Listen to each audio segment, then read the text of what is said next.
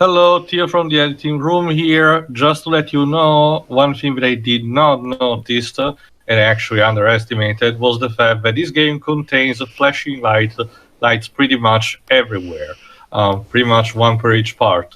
At the point where I'm actually editing in this, Shira is not having the best of times, so if you suffer in any capacity about flashing lights. Sadly, this is not the run for you. There will be some more intense examples, and I will note for when they show up in the parts. But otherwise, I strongly recommend you to not participate in case.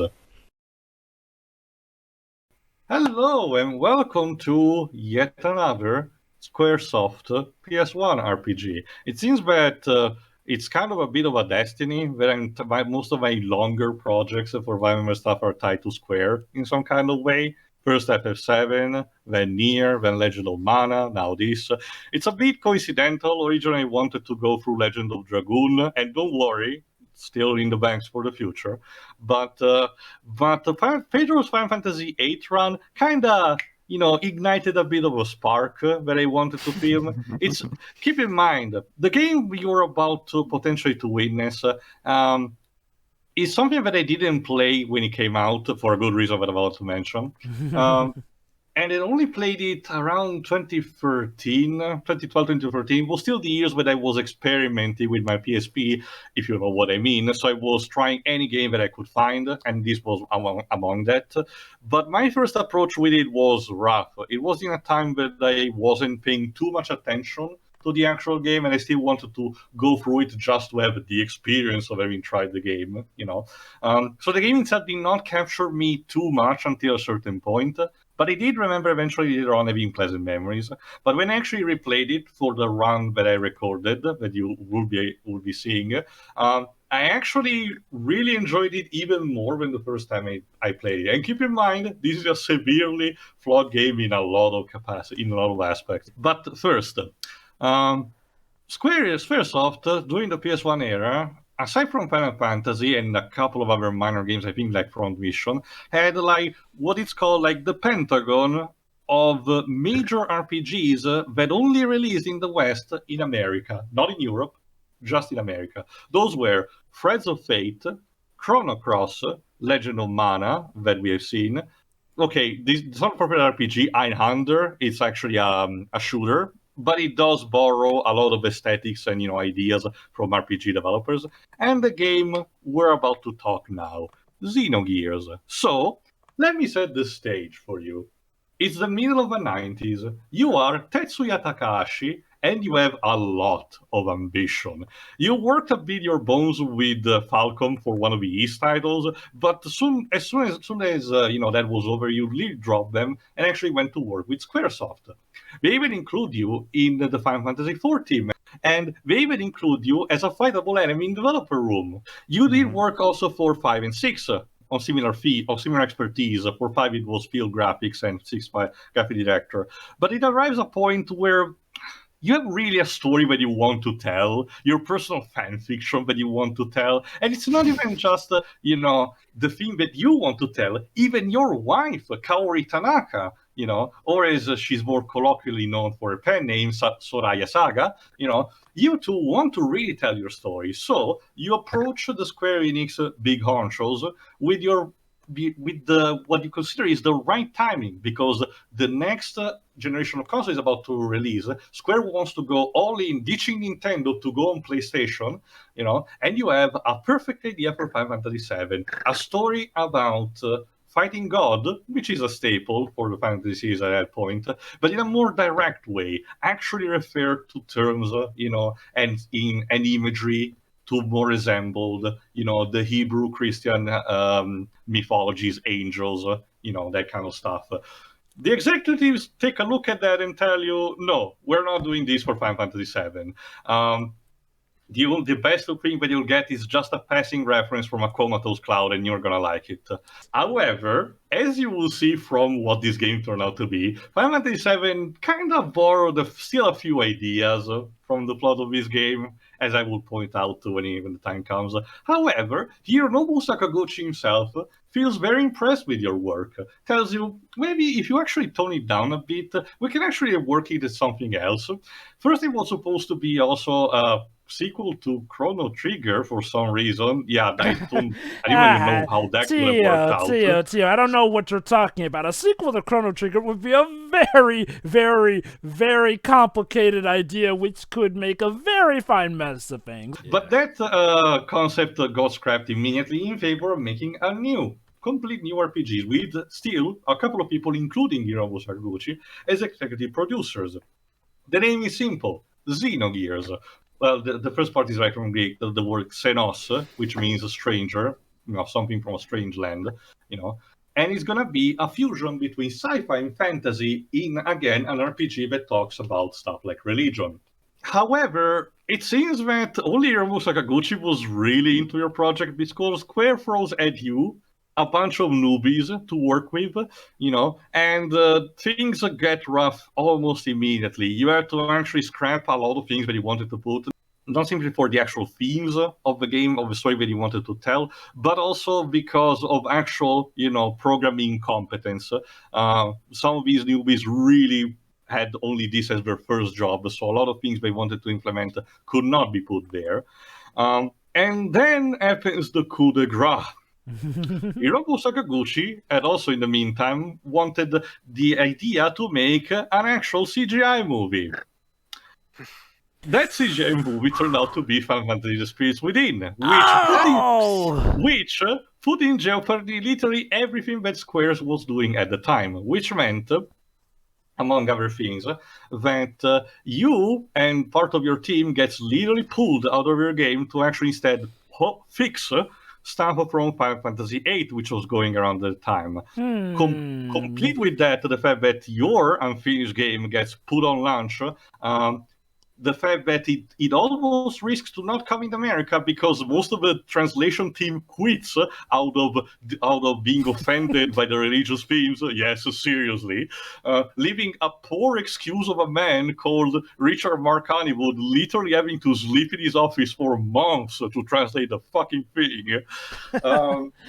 And the fact that Square is not greenlighting your sequel, despite the fact that you wanted to have this game as the central piece of an epic saga that will span over like 6 or 7 titles in total, and you might get just a bit pissed off, just a bit, because you really wanted to tell again your own story, and things turn out very sour for you. Though to be fair, maybe you were a little ambitious from the get-go, expecting multiple games. Again, for hearing all this stuff, it makes you wonder, why would anyone ever want to work on video games? That's depressing. Again, the point still that you might have been more ambitious. So what's going to happen from this point on in the story? I'm going to reserve it for the actual Final Fantasy game to give just a more tone for the happy ending. That's eventually going to happen. Because if you know anything about something with the name Xeno, you know where the story might end. But again, save for final thoughts. Let me retell the story, again, abridged at least, this time from a exterior point of view, less romanticized. Tetsuya Takahashi, again, with his wife, Kaori Tanaka, wanted to really have their own game, their biggest money opus. It was literally the first time they were the appointed director and writers of the main project, with the producer of Hiromichi Tanaka, which instead, produced most of the big RPGs that Square did, including Secret of Mana, for example, or the Saga games. So it wasn't exactly something like a passing project that was going to happen. But again, the team of newbies was apparently this unskilled. And despite that, I can't stress enough, this is probably one of the RPGs for the PS1 with the combat that is probably aged the best out of all of them, believe it or not. Don't get me wrong, I'm still a sucker for the traditional turn-based from, simple menu turn-based from Final Fantasy, including 7, obviously. But what this game did was unique for its time. It still might be unique for this day, and you will be seeing a couple of parts. So there's nothing even to be scoffing about. However, let me put now some resources. For the longest time, it was believed that the reason part of the game is blatantly unfinished was just because the team was pulled out towards the development of Final Fantasy VIII. You know, however, an interview in 2017 that Jason Schreier did with Tetsuya Takashi himself did told a bit. It's very short actually. The story about the team was unexperienced, and that led to the game feeling being unfinished. Apparently, this allows websites like TV Tropes or a lot of people on the internet to say, "Oh, that's it. That means that the team was not pulled into making Final Fantasy VIII, and then it's not the only reason why part of the game is unfinished. Case closed. Theory cancelled." One, as I will also give you a link in the description, I really hate giving a Kotaku link in the description, so please, for the love of God, use AdBlock when browsing that. The interview is very short, and Tetsuya Takashi's comment is only passing when it comes to mention the thing. It literally just mentioned, yes, in hindsight, we were a bit inexperienced, but doesn't negate literally anything about it. And the facts do remain, as we even have seen in the credits, that both him and a lot of his team members were created for a game, that came out around the same time, if not after, Xenogears. So the fact remains that the same people were forced to work on two games at the same time, if we were really not pulled from the project. That is still, for newbies, a behavior from Squaresoft that it was kind of unacceptable. Sure, there was the urgency from the spirits within, but it's still kind of a dick move. To also point out a bit with how much of a resources whore the Spirits Within was, yeah, Spirits Within was expecting to make it a trend that, we would, instead of hiring real actors, hire CGI actors. That's how much resources they were pulling into this thing. And that result was the idea died. But anyway, on to more positive stuff. I will also include in the description a link to an interview, because there was, again, something else. This game never came out in Europe, and now I can really understand why. That's because the translation in America was given to an actual team, the usual team that, did stuff like it wasn't the same team that did Final Fantasy VII, but it was still a team that was usually handling Squaresoft stuff, and it was the first major time Richard Marconi was appointed as the lead translator, localizer. Problem, like I mentioned, apparently almost the entire team quit en masse because of religious themes, And so I have again an interview that a fan site, Final Fantasy Compendium, did. That is a translation from an interview that Richard Marconi had for a South American magazine. Apparently, I think it was around the mid-2000s, probably. And so I asked Pedro to read this following paragraph for the question: what was your favorite and least favorite game to localize, and why? Okay, so what was your favorite and least favorite game to localize, and why? And he answers, tough question. I have been lucky that I've loved all the games that I've asked to work on. I was always a Square and Enix fan, so it's been a privilege to serve with the development teams and an honor to work on their games. So I have no favorite or least favorite game per se. That said, I can tell you which project was the hardest going for me personally. It was Xenogears. The game was ambitious even for Japan. It was the first major title I had to manage and translate myself. Because of its controversial content and the linguistic and conceptual challenges it presented, the original translators assigned to it quit or asked to be assigned to other titles. When it went over schedule, I ended up having not only direct, but translate and program as well. So basically, it was a one-man team.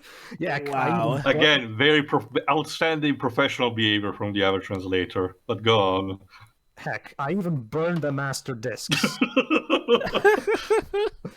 The team basically left it in my hands as they went on to their next game. Okay, I'm gonna have to give the guy some props because goddamn, this poor man. Again, if there's any Considering localization, how extensive the script of this game is, it's amazing he didn't go insane. If there's any localization that can have potentially any problem, and I still will understand to this very day, it's this one, because I don't really blame Richard for all that he went through. But continue, Pedro, because burning the disc seems like a tame reaction, all things considered. I worked around the clock, sleeping in the office for months to bring it to a shippable state. That became his damn home. At the same time, I had trouble with my own religion when the elders heard about the content of the Japanese Yeah, version. this bit is Richard a Jehovah's Witness? Wait. Possibly. It depends on which religion was, gone over in Xenogears. No, religion is strictly Christianity. But again, Richard specifically mentioned the elders, which is a term used by Jehovah's Witness to describe the key people of a particular congregation. And if you watch Chris Tuckman's video about Jehovah's Witness, you will know that we're not really happy of you even talking about something like this. That being said, remember, too, you have to understand that, again, at the time, we were still not quite out of that NES, let's replace the crosses with something else. Yeah, I remember that too, but go on. Yeah. As a translator, I wanted to respect the game's creators and keep the content as close as possible to the original. Even the non-controversial parts were hard to translate. All those scientific concepts and philosophies, I look back and wonder how we ever finished it. I guess my naivety at the time was a blessing in disguise. If I knew then what I know now, it would have been a totally different game. At the same time, Xenogears was a catalyst for changes as it showed what changes were needed. After that, we added assistants and editors to improve the quality. It was also the first game where the localization members sat in the development team and worked with them. After that, I thought Xenogears team would consider me a failure and wouldn't want to work with me again. Instead, it seems I gained their respect as they asked me back for Chrono Cross and Final Fantasy XI and 9 as well. And they have been more cooperative and enthusiastic with each project we localize. So at the very least, the developers appreciated his efforts, at least. And now you know also why I seem to understand why the localization of Final Fantasy VIII turned out the way it did. Richard was simply put just burned out. Wait. Final Fantasy VIII, that came out after this game, right? It was still developed around the same time, Jova. That means Richard had to burn himself out for this one and also translate for that one. Okay, you know what? Suddenly okay, look, while I'm still not a fan of the localization of 8, this explains a lot. Look, again, if there's any occasion of a scream sympathy to put some sympathy into it, it's this one. On the other hand, although it has been the toughest game since Xenogears, I'd say Final Fantasy XI is currently my favorite. I am proud of what we have achieved, despite sharing the exact same servers as the Japanese. I think the game itself feels more natural than any other game we have localized. I have worked on Final Fantasy XI's localization for 4 years now. Okay, for 4 years, that means, this is before Dragon Quest VIII. I think it was 2005, but go on. And the first 2 were by myself. So basically, at the time, he was working on 8 as well. I helped name people, fit places and things, as well as plan out the backgrounds for the whole world of Vanadils, along with the development team, and for both the Japanese and English versions of the game. It's the biggest, longest, and most challenging game we've ever worked on. Despite all the technological and logistical hurdles, it has been a greater international success than we imagined. So in that sense, it is my favorite title right now. So, again, this was before he started working for Level 5. So, one more thing to you. So, about the writers who left beforehand, did they leave because the game was, in typical Japanese form, bashing their religions to high heaven? Or was it just because it was talking about that, Jova. Let me explain it to you properly. Most Japanese games have the concept of, from Friedrich Nietzsche, of the Übermensch, who rises up from the common ground to defeat, literally kill God, and lead humanity to a brighter future. But until this point, the only games who were very direct in talking about that, not even just the idea of killing God, just name-dropping actual terms that were very common with religion, were just the Shin Megami Tensei titles. And that back then, to be honest, they weren't much, famous in the West. This was the first RPG that was trying to pull away as much symbolism as possible and trying to be as direct as possible, despite telling a story that was not, what happened in the real world, instead telling a fiction story, while still using, imagery and names that were as direct as possible. Apparently, that alone was enough for people to be scared away by it. But again, you will be able to see for your own, because again, this is also a good time for me to mention for the audience. Again, if you know nothing about this game, this is a game that deals, like I just said, with heavy themes from both religion, particularly, again, Christianity and Hebrew stuff, psychology, a lot of psychology, mind you. We're talking about the traumas and how people deal with that on a big scale, mind you. If any of these themes can disturb you potentially, this is not a horror game, mind you, not really that much. But if those themes can make you feel uncomfortable, this is your only warning. I'm confident that all of us here are perfectly capable. This is really nothing to be worried about for us. But I know that out there might be people who are discouraged of even seeing this game for this very reason. And I can understand. Walter, we literally just went through how Richard's entire team quit in mass, leaving him alone to do everything on his own. So yeah, so honestly, this is basically your only warning. I'm not gonna lie. I'm not gonna lie. The mental image of everybody just walking out of the office, leaving Richard Marconi to be promoted in a most unorthodox sense is little Klingon promotion. Yes, Libs. What I've looked into, non-spoilery, of course. From what I've looked into, this game a lot of this game doesn't sound like it's going to offend me or anything. It just sounds like it's going to be really annoying. Okay, that's also another thing to talk about. That's also the good thing, Libs, that you remind me, because that's one thing that I actually was forgetting to mention. You might be excused to see potential similarities with a certain anime that was happening around the same time, a little thing called Neon Genesis Evangelion, done by Gainax. And yes, apparently some animators from Gainax did the anime cutscenes that you were about to see in this game. That's cute. But I can assure you for a fact that this instead is actually just a coincidence. The project were developed around the same time in completely different, places, without the possibility of the two teams actually knowing each other's idea, and were released actually around the same time. It was literally just a period where Japanese people really wanted to see angsty young people punching God in the face with a mech suit. I don't really blame them. God. But yes, as a result, you'll actually be seeing a lot of angst in this game, particularly in the early parts. It gets better, in later ones, but you will actually to endure potentially a lot of angst. So, like Viv said, there might be also the annoying factor. One final note before closing out: I will mention this more in detail in the second part, specifically with a particular clip, but.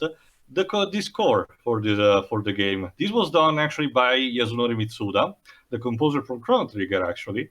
And apparently it's regarded as one of his best work. Before replaying again this game, I didn't really remember much of it outside from one of the boss themes, which will be addressed properly. But re-listening again, yeah, it's really definitely a good soundtrack. Probably one of his best, as many people mention. So replaying the game actually made me revalue the guy. But I think that's pretty much everything that needs to be covered up. So tune in for the very first part with let us welcome you officially to Xenogears. So stay tuned.